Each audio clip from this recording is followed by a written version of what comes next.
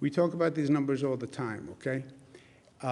What you don't talk about is what they mean or the context. You write a story. Today, New York City is at 2.5. New York State is at 2.5. Buffalo's at 2.5. Yeah, what does that mean? You have no state in the nation now that is below 2%. Isn't that shocking? Remember just a few weeks ago, we were at 1% in New York? No state in the nation is below 2%. Lowest states, Vermont 2, Hawaii 2, Maine 2.1, New York 2.8. Lowest in the United States. Vermont, Hawaii, Maine, New York. How does New York wind up fourth? Vermont, Hawaii, low density. Maine, low density, rural. And then New York? That's because New Yorkers have done a phenomenal job. And New Yorkers deserve credit because they have done a phenomenal job. And I know you guys don't like to write context. That's where we are, 2.8, which is great news relative to everyone else. Look at the highest percentages. South Dakota, 56, Iowa, 51, Kansas, 43. Look at those numbers. Here's a test. What was our positivity rate at the high point? Nearly 50%. That's why you get the big bucks at the New York Times. 46%. We're at 2.8. By the way, where were we? 46. But now look at South Dakota and Iowa. You're at 56? You're at 51? You're higher than New York was when it was ambushed 8 months ago? How can that possibly be? That's the story of this nation in COVID. Remember, we were at 46, but remember, we were ambushed. It was coming from Europe. Nobody told us. It exploded. It was like sending a bomb over in a tanker. 8 months later, South Dakota's at 56. Iowa's at 51. That, my friends, is the story of what's going on in this country. A couple of specifics. 2.5% you go into a yellow zone. Parts of the Bronx go into a yellow zone. You know the details of what a yellow zone is. Dan memorized them and can tell anyone who has any questions. Queens yellow zone is expanded northwards to cover northwest, really, basically to cover the Astoria area, so the Queens zones get a little bit bigger. What comes after a yellow zone? An orange zone. Yellow's 2.5, orange is at 3. New York City could go to an orange zone if it hits 3%.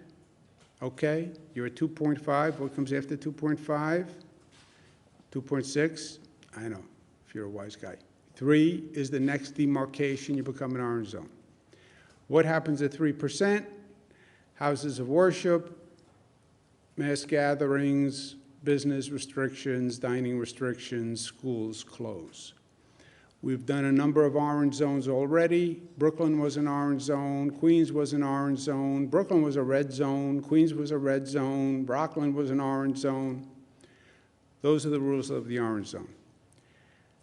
Western New York, worst situation in the state of New York. Worst situation, 5.1%. Those are the regions. And after Western New York, Finger Lakes. Look at that and think of this. What is the parallel between what happened in the country and what's happening in the state? I'm going to give you my theory in a second. But that's where we are. Western New York, and then Finger Lakes, and then Central New York. New York City, only 2.5%. In Western New York, these are the highest rates. 9.7, 9.4, 7.5, 7.3, 6.8. Dramatically higher than anywhere else. Parts of Western New York are going from a yellow zone to an orange zone. The chart on my left, your left, Niagara County, part of Niagara goes to yellow. That's Erie, abutting Niagara, which is orange. And on the right is the part of Erie that goes to orange. That's Buffalo and the surrounding areas. But again, it's those areas, which are astronomical compared to the rest of the state. What happens to the 3% orange zone? Houses of worship, mass gatherings, business, dinings, and schools. Remember, with schools, there's what we call a test out option. Schools close in an orange zone, but the schools can reopen if they stay closed for 4 days, they clean, and then they test people who come back in, as well as faculty, staff. So the schools can reopen in an orange zone, okay? And then there's ongoing weekly surveillance. If New York City hits 3%, makes it an orange zone, and if New York City wanted to reopen the schools, we'd have to design a different formula for New York City, because by volume, we couldn't test every student in New York City. We just, the volume is so much higher in the New York City School District. If they hit 3%, if they went into an orange zone, and if there had to be a reopening plan. What's the good news? The good news is microclusters work. Following the rules work. Broome County was a yellow and an orange. Broome County was a yellow zone. It's now under control and is back to normal. Orange County was a yellow zone. A little confusing. It is now back to normal. Brooklyn was an orange zone. It's being dropped to a yellow zone. So, the restrictions work. And just to make it very simple, if you socially distanced and you wore a mask and you were smart, none of this would be a problem. It's all self-imposed. It's all self-imposed. If you didn't eat the cheesecake, you wouldn't have a weight problem. It's all self-imposed. Here's my personal opinion and my personal theory, because I know I'd disappoint you if I didn't have my own theory. You look at the states that are now surging, South Dakota, Wyoming. These are the states that did not get hit hard in the spring. When New York was going through it, when some cities, New Jersey was going through it, that was 8 months ago, they did not have anywhere near the problem. It was a problem that affected somewhere else. It affected someone else. Yeah, well, that was New York. That was New Jersey. That's the Eastern Seaboard. That's not happening here in our state. Yeah, I saw it on the news. But it's not happening to us. It's happening to them over there. There can be a sense of denial that we're immune from this. It's not going to happen here like it happened in New York or New Jersey. Yes, it is, and it can, and it's happening. Even in a place like South Dakota, and in Wisconsin, and in Iowa. Why? Because they didn't think it was real or a real probability 8 months ago. And they didn't take the precautions, and they didn't adopt the behavior, and now it's real. It's my theory. So it's just personal opinion. Personal opinion. Western New York never lived the full pain of a COVID's wrath. Western New York read about New York City. They read about Long Island. They watched it on the TV news, but the numbers were never as bad in Western New York.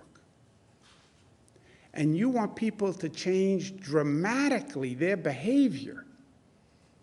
For me to make these dramatic changes in behavior, I have to believe this is real. And it wasn't real, because it wasn't real to me. You know when it becomes real? When it's real to me. I get it was real in New York City, but I'm in Buffalo. Buffalo is much different than New York City. And it wasn't real to me. Like South Dakota. I believe that.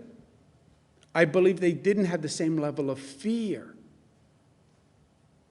And what caused so many people in New York to change their behavior? It was the fear. Why do you guys wear the masks now?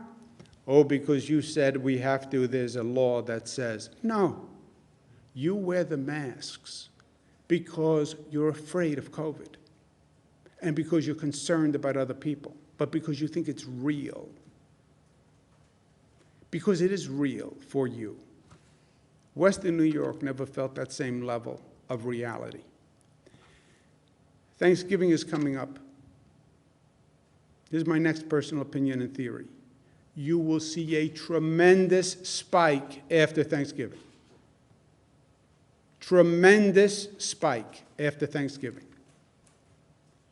No scientific data, no health commissioner said that. That's my personal theory. Why? Because Thanksgiving is a holiday and people come together. And if you don't have a real fear about COVID, you're going to come together. And you see people saying, nobody's going to stop me from coming together. That's my family. You can't tell me, don't socialize with my family. It's going to happen. It is going to happen. And it's going to happen because it's human behavior. I have a conversation with my mother. Several conversations about Thanksgiving. We have to get together for Thanksgiving. Mom, we can't get together for Thanksgiving. Oh, no, I know. It has to be a small group. Just us, just your sisters and your brother and your family, just us. No, Mom, we can't do that. I can't be with my sisters. They're your sisters. Just us, just your family. Your sisters, they miss you, they haven't seen you, they're crazy about you, they love you, stop. Yes, they love me. I love them. Your family sounds safe, doesn't it? Your home sounds safe. Your dining room table at Thanksgiving sounds safe. This is a safe environment. I'll be safe. No, you won't be safe. It's an illusion. My sister loves me. My sister could infect me, not maliciously, but accidentally. It's counterintuitive.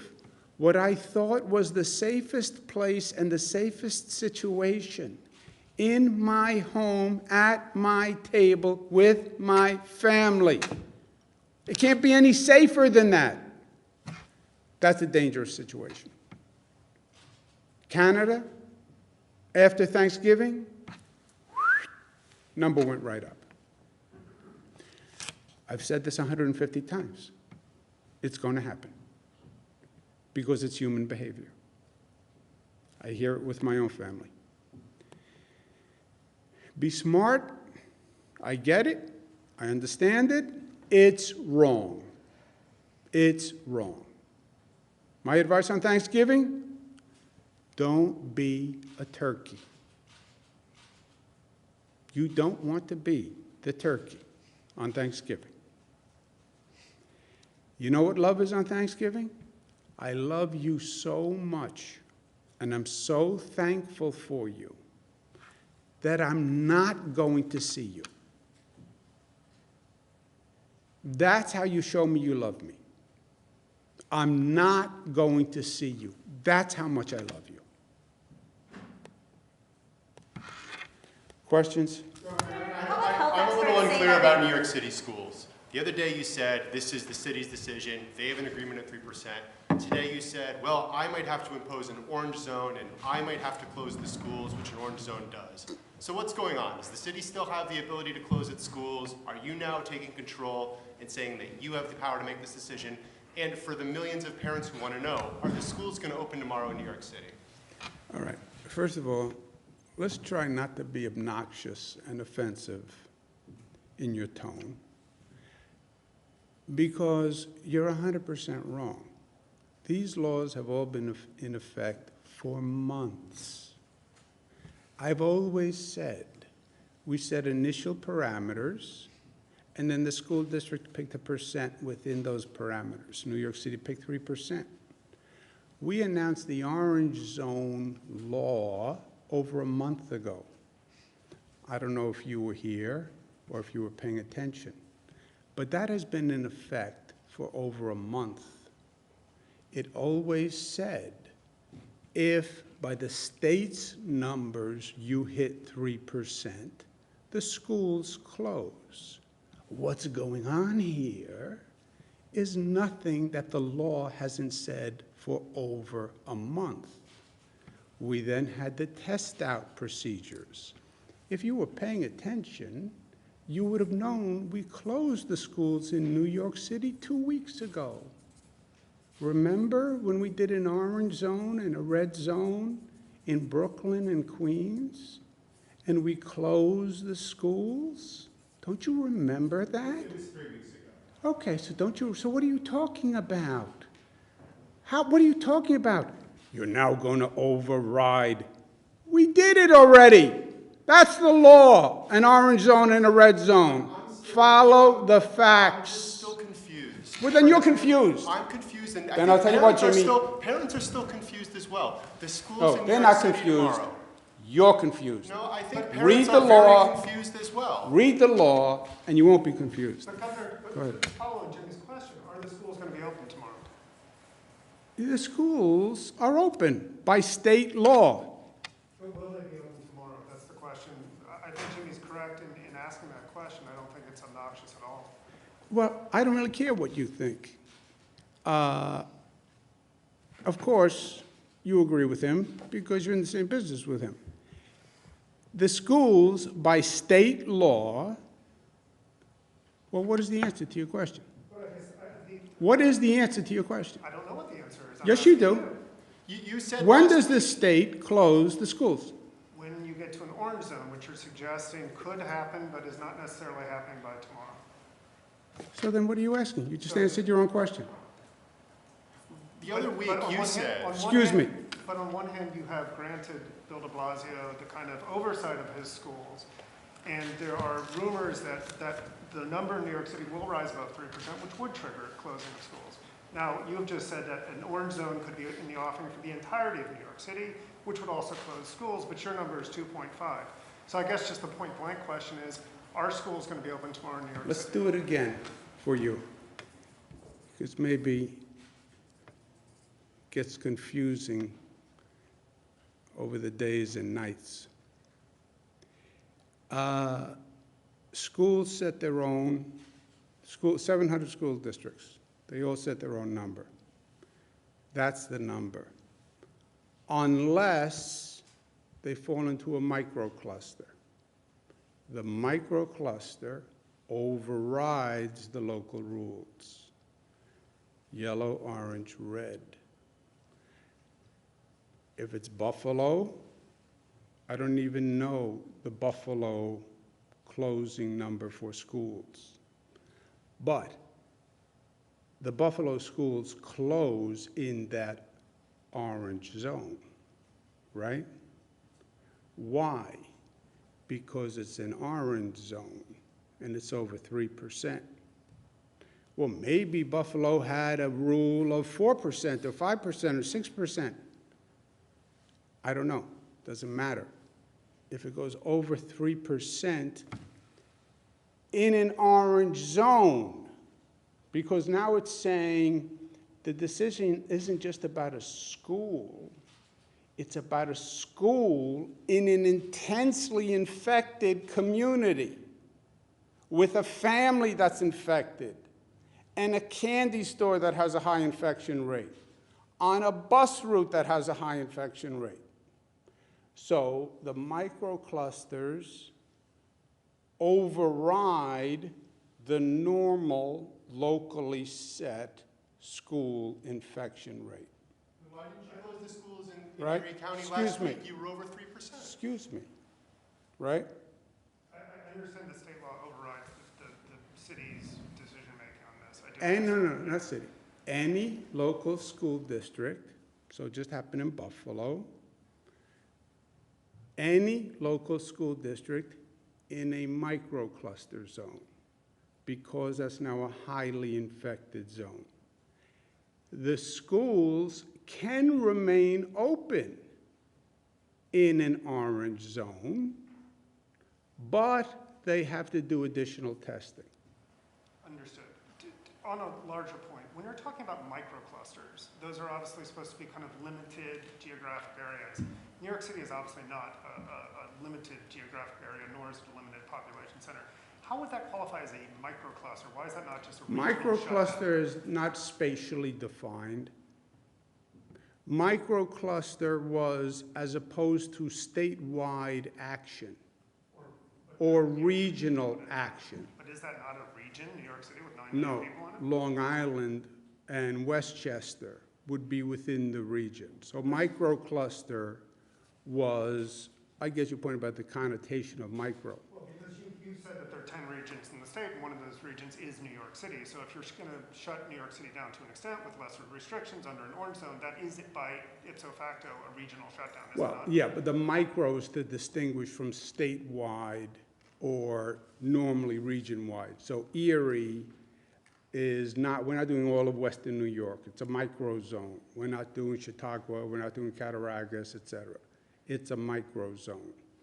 That's micro as opposed to regional. But your threshold, Governor, your threshold is... Nick? Go ahead. Whose numbers are going to prevail with this? There's a difference between the city and state's numbers. Public health experts are saying New York is one of the top 15 highest infection rates. Our positivity rates just show we're doing a lot of testing, and we're still seeing clusters in Rockland and Chemung. Why hasn't New York taken broader steps like closing down indoor dining or sort of more? Okay, let's slow your question down. Experts said The first that one New was York about- is one of the 15 highest infection rates. That's what you said? Yes, and those positivity ratings Okay, are just about where, much better how than do that. you see that? You go previously cited different groups, including COVID Act Now and RT Live and COVID Exit Strategy. Okay, but look at these numbers. Those are just about how much testing those states are doing, and Johns Hopkins has said that those numbers aren't completely up to date and may differ from the state's levels because they're still trying to correct its formula. What does that mean? Those numbers don't match the positivity ratings in like states like South Dakota, for example. They do not have 56% of tests coming up positive. Those are Where did you out get the of- 50? Hopkins These are Johns website. Hopkins Yes, numbers. I spoke to Johns Hopkins and they said that they're working on updating that page. So Johns Hopkins says Johns Hopkins numbers are wrong? In some cases, yes, that they might be different than the states. And of- Johns Hopkins says that New York, that is now 4th in the nation, is in the top 15? So this is positivity ratings. I'm talking about, remember, the R-naught, the infection rate that's calculated by different groups. All right, including anyway, so what's the COVID. question? You know, why, you know, we're still seeing clusters in Rockland and Chemung, and it's really spreading throughout western and central New York. You know, why hasn't New York taken broader steps like closing indoor dining or more united policies in schools on mask wearing? When do we close indoor dining? You know, is there just a need to rethink our metrics when there is so much spread throughout the nation in New York? We close at the lowest percentages in the nation. Our calibration is the lowest. Let's say we go to orange at 3%. 3% is the 5th, it's Massachusetts. It's every state after Massachusetts is 3%. And my first question, my first question was about what happens if there's a difference between the city and the state numbers? What if there's a difference?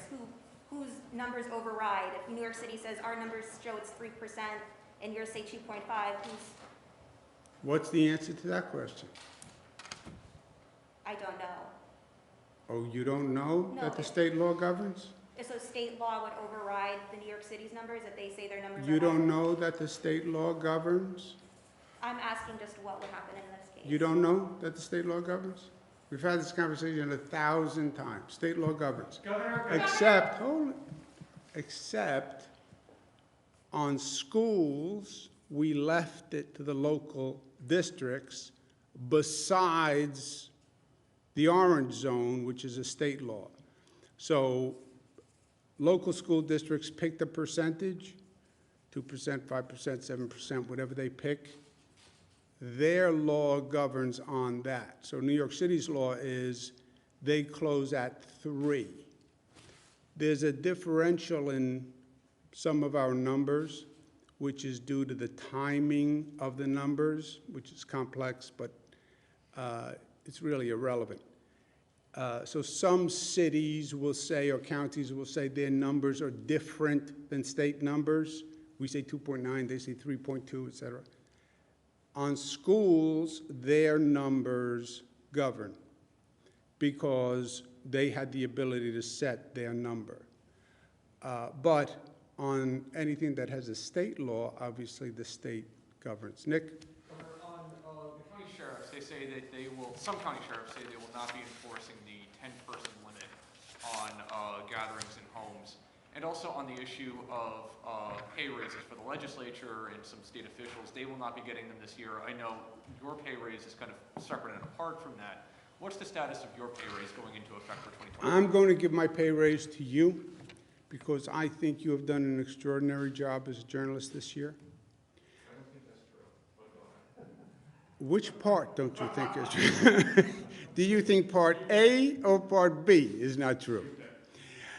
Part B, I think, is true. You are a great journalist. Part A is untrue. I'm not giving you my $25,000. I am going to, the way it works, I think it's a little complicated. The judges and the legislators don't get a legal raise. Technically, the the 4 statewide do, and the commissioners do.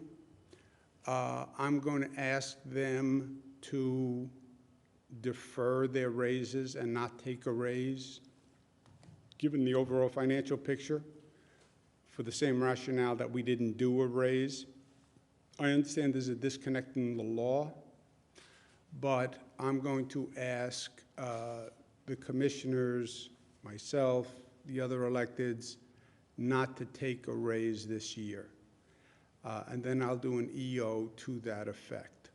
Because it's the same rationale as not giving a raise to the other people, Nick. Second, on the sheriffs, I don't believe as a law enforcement officer you have a right to pick and choose what laws you will enforce. An EO is a law that has been litigated, right? Well, I don't believe in that law, and therefore I won't enforce it. That is, frankly, frightening to me as an individual, frightening to democracy. It's arrogant, and it violates your constitutional duty. I didn't say, I swear to uphold the laws that I agree with. I didn't say that.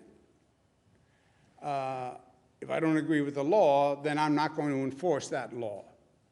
No, it doesn't matter what my opinion is. I'm a law enforcement officer.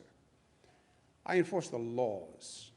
I don't get to pick and choose. Well, I'm not going to enforce domestic violence law because I think that's a family affair. They had a family fight, and I don't think it's the state's right to come in and say, you shouldn't treat your wife that way, you shouldn't treat your husband that way. No, there's a law, and you have to enforce the law. Or don't call yourself a law enforcement officer. Say, I enforce the laws that I think are good laws. That's what you get. But then I'm not a law enforcement official, and I'm not operating a law enforcement agency.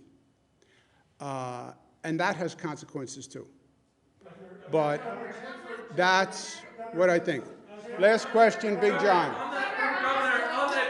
Governor, on that point, how do you expect them to enforce the 10-person limit? I mean, short of knocking door to door, I mean, how can you enforce that? That's a different question. Different question. Bona fide question. How do I enforce the mask ordinance? It's hard.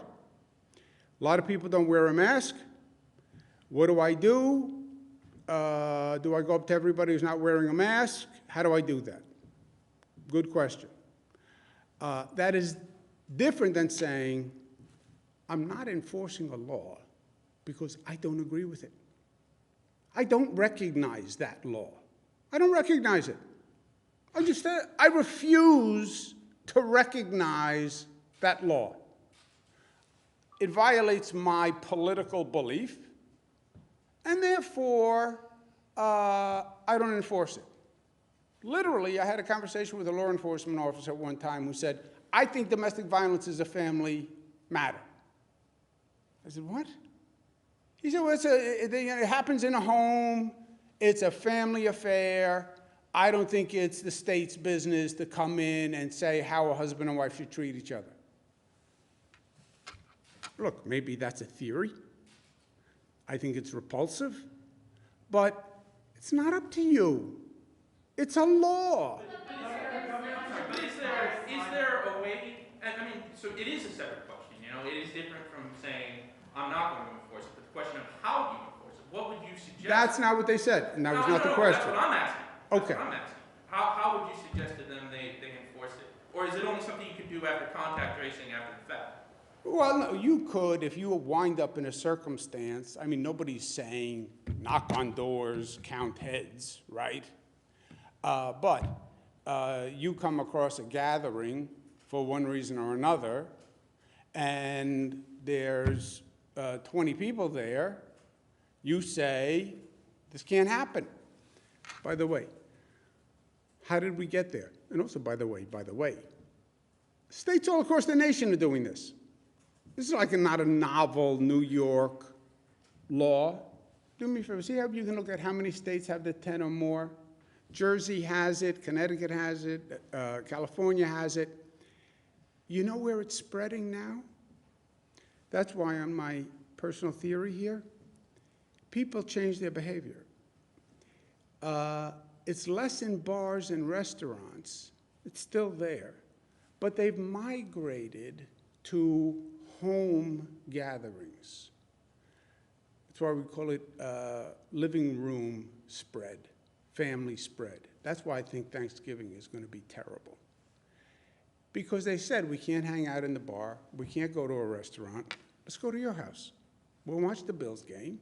We'll have a few beers. We'll hang around. And by the way, if I'm going, do you mind if I bring Jesse and Nick? No, no, no. Tell them to come. Tell them to bring a six-pack. Okay. Now we're sitting there with 25 people. All innocuous. Nobody malicious. That's where it's coming from. And this is really hard to stop because you're right. It's very hard to restrict. It's very hard to regulate, and it's very hard to police. So, yeah. Is it hard to police? Yes. But if you see it, stop it. That's really the point of the law. If you see it, stop it.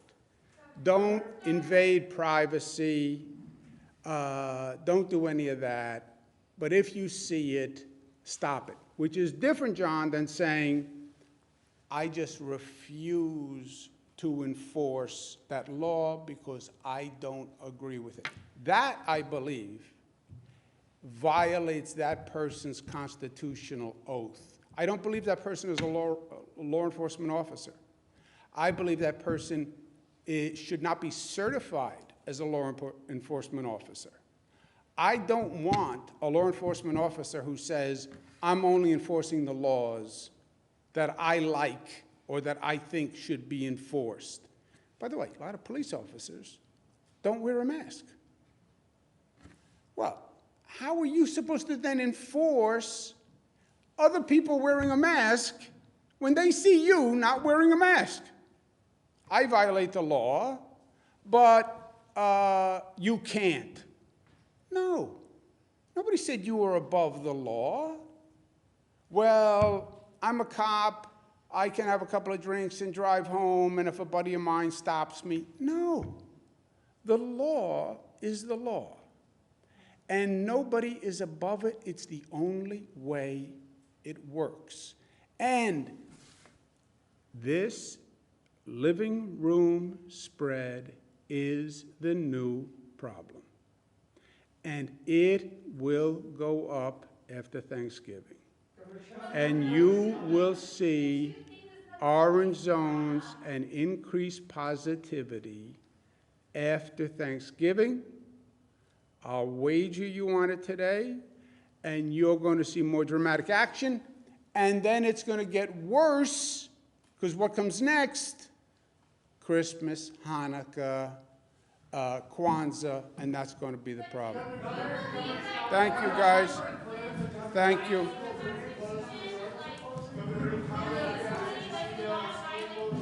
Schools, if the mayor said, okay, the mayor said 3%.